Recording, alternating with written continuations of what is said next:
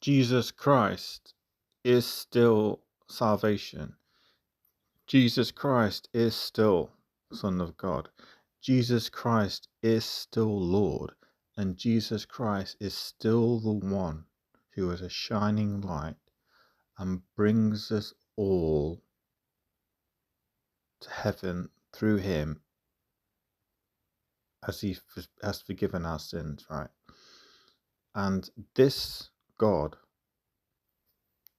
this Son of Man, is known to the Norse gods as Balder. And he was the one who was killed inadvertently by Hermes or Adam, Loki, using mistletoe. And if you don't believe that,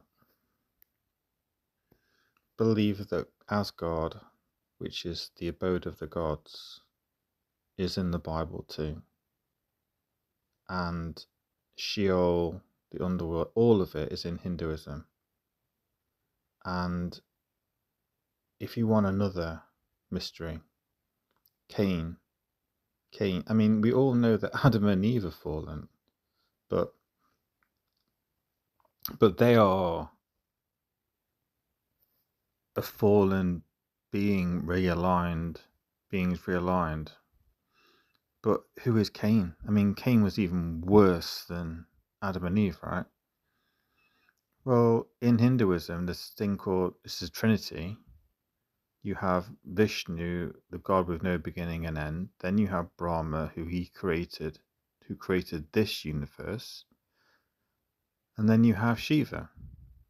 And Shiva is the god that we see in a Wheel of Time type thing, doing a dance, because he's known as the Lord of Dance. And that is Cain, Dionysus in Rome, or Bacchus in Rome, Dionysus in Greek. It's Cain, right? And he did in fact kill his half brother, who is known to it in a different name in Hinduism, who I've also found out as well. And Indra, Indra is a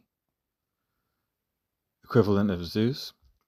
He had a garden, just like the Garden of Eden with his wife, and just like in the Egyptian pantheon, as we all know, there was incest going off from the very beginning, although God would not call it incest, in that Adam and Eve would have to have had sons and daughters and then procreated through them. We know this, right? And yes, it's true, because Shiva had a lover, Parvati, who is the equivalent of Persephone. And no wonder Shiva is so powerful within paganism. And, we just had the Olympics with the Dionysus equivalent of the Last Supper, because Cain, the murderer, but he was allowed to carry on. There was and all those sacrifices at the beginning in Genesis are and have been known in paganism, in pagan foreshadows, in that they were offering to Indra, Zeus, these sacrifices. And it doesn't mean that